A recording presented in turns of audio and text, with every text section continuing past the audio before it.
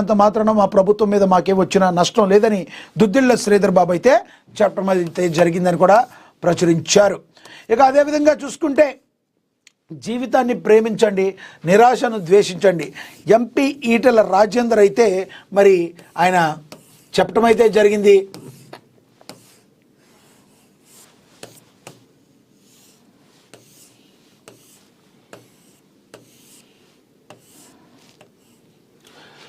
ఇటీవల Cherlapally Ghatkesar railway station సమీపంలో software engineer అయిన తల్లి ఇంటర్ చదువుతున్న పిల్లలతో కలిసి ఆత్మహత్య చేసుకోవడంపై 2 తెలుగు రాష్ట్రాల ప్రజలను కలిచివేస్తుంది. ఈ ఘటన ప్రస్తుతం సోషల్ మీడియాలో చర్చనీయాంశంగా మారింది. ఈ నేపథ్యంలో బీజేపీ నేత ఎంపీ ఈటెల రాజేందర్ స్పందించారు.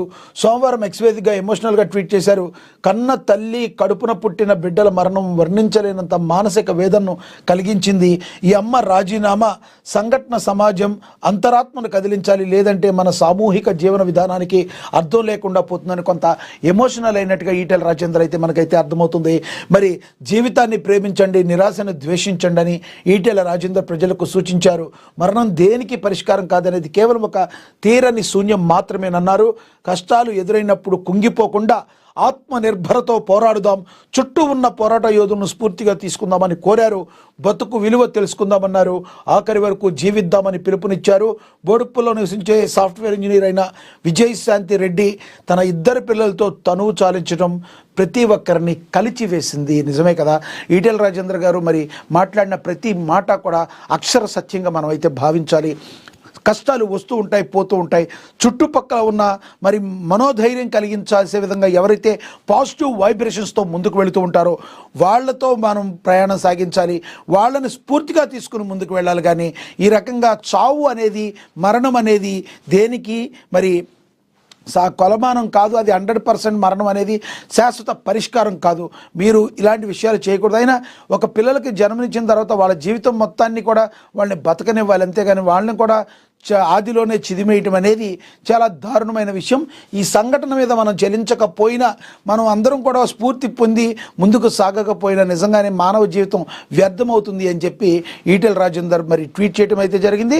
ఇది మనందరం కూడా ఈటెల రాజేందర్ మాట్లాడిన మాటతో ఏకీభవించాలి. అదేవిధంగా చుట్టుపక్కల ఉన్నవాళ్ళు, మన జీవితాల్లో వ్యక్తిగతంగా ఉన్నవాళ్ళు ఎవరైనా కూడా కష్ట సుఖాలు అనేవి మనిషి లైఫ్లో పార్ట్గా వస్తాయి.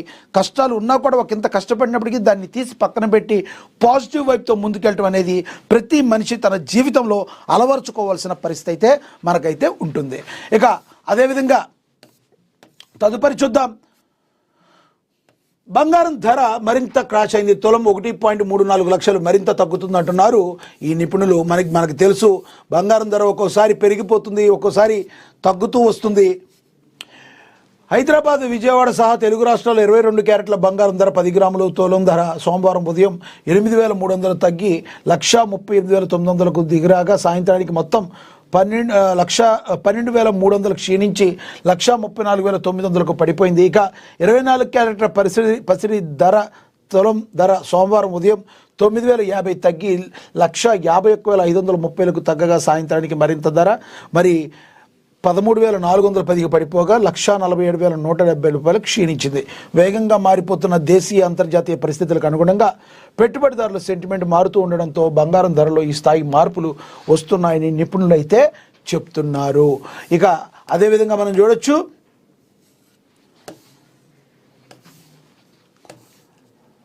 రాహుల్ వర్సెస్ రాజ్నాథ్ లోక్సభలో రచ్చ.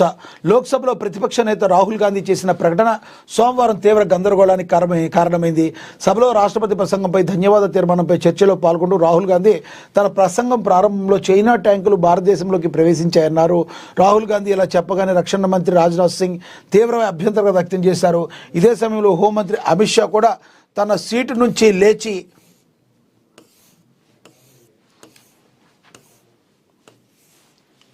నిలబడి రాహుల్ ఆరోపణలను, వాదనను తప్పని వివరించారు. అయితే మాజీ ఆర్మీ చీఫ్ మనోజ్ ముకుందన్ నరావణి ఒక పుస్తకం రాశారని రాహుల్ గాంధీ అన్నారు. అందులో చైనా చొరబాటు గురించి ఈ వాదన చేశారు. దీనిపై రక్షణ మంత్రి మాట్లాడుతూ అలాంటప్పుడు పుస్తకం ఏది ప్రచురించలేదన్నారు. ప్రతిపక్ష నాయకుడు సభను తప్పుదారి పట్టిస్తున్నారని రక్షణ మంత్రి అన్నారు. ఈ అంశంపై అధికార పక్ష ప్రతిపక్షాల మధ్య సుదీర్ఘ చర్చ జరిగింది. లోక్సభ స్పీకర్ ఓం బిర్లా ప్రతిపక్ష నాయకుడిని పదే అడ్డుకున్నారు. రాహుల్ గాంధీ మనోజ్ నరావణి పేరును పదే ప్రస్తావించారు. రాహుల్ గాంధీ సభలో నరావాణే గురించి ప్రస్తావించినప్పుడల్లా అధికార పార్టీ సభ్యులు అభ్యంతరం చెప్పారు. రక్షణ మంత్రి రాజ్నాథ్ సింగ్ తన సీటు నుంచి చాలాసార్లు లేచి నిలబడ్డారు. అమిత్ షా కూడా చాలాసార్లు లేచి నిలబడి ప్రతిపక్ష సభ్యులను వాస్తవాలతో మాట్లాడాలని కోరారు. రాహుల్ ప్రసంగాన్ని పదే పదే అడ్డుకోవడానికి బీజేపీ ప్రముఖులు మరి ప్రయత్నించారు. చైనా ఏదైతే ఉందో మరి యుద్ధ ట్యాంకులు భారత్లోకి వచ్చాయని రాహుల్ గాంధీ మరి మాట్లాడడాన్ని మరి రాజ్నాథ్ సింగ్ కావచ్చు, పలువురు బీజేపీ నేతలు కావచ్చు మరి ఖండించడం అయితే జరిగింది.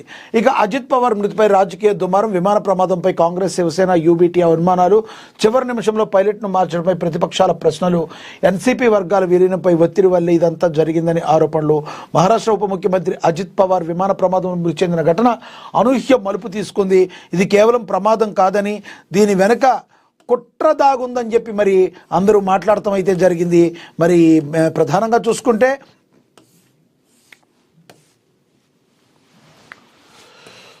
శివసేన, యూబీటీ పార్టీలు సంచలనం చేసే ఆరోపణలు చేయడంతో రాజకీయ దుమారం రేగింది. ఈ ఘటనపై ఉన్నతస్థాయి విచారణ జరపాలని ఆ పార్టీ నేతలు డిమాండ్ చేస్తున్నారు.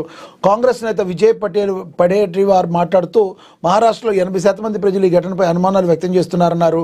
ప్రమాదానికి ముందు చివరి నిమిషంలో పైలట్ని ఎందుకు మార్చారు? విమానంలో 6 ప్రయాణికులు ఉన్నట్లు సమాచారం ఉంటే 5 మృతదేహాలు ఎందుకు లభించాయని తీవ్రమైన ప్రశ్నలు లేవనెత్తారు.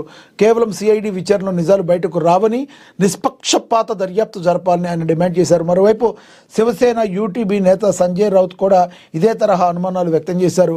అజిత్ పవార్ తన వర్గాన్ని శరద్ పవార్ నేతృత్వంలో ఎన్సీపీ వర్గాన్ని తిరిగి ఏకం చేసేందుకు ప్రయత్నించారని, ఈ కారణంగానే మహాకూటంలో ఆయనపై తీవ్ర ఒత్తిడి వచ్చిందని ఆరోపించారు. ఇరిగేషన్ స్కామ్ ఫైళ్లను అడ్డు పెట్టుకుని బీజేపీ ఆయన బెదిరించిందన్నారు. పార్టీలోకి తిరిగి రావాలని నిర్ణయించుకున్న కొద్ది రోజులకే ఆయన మరణించడం మిస్టరీగా ఉందని, దీనిపై పూర్తి స్థాయి విచారణ జరపాలని రౌత్ డిమాండ్ చేశారు.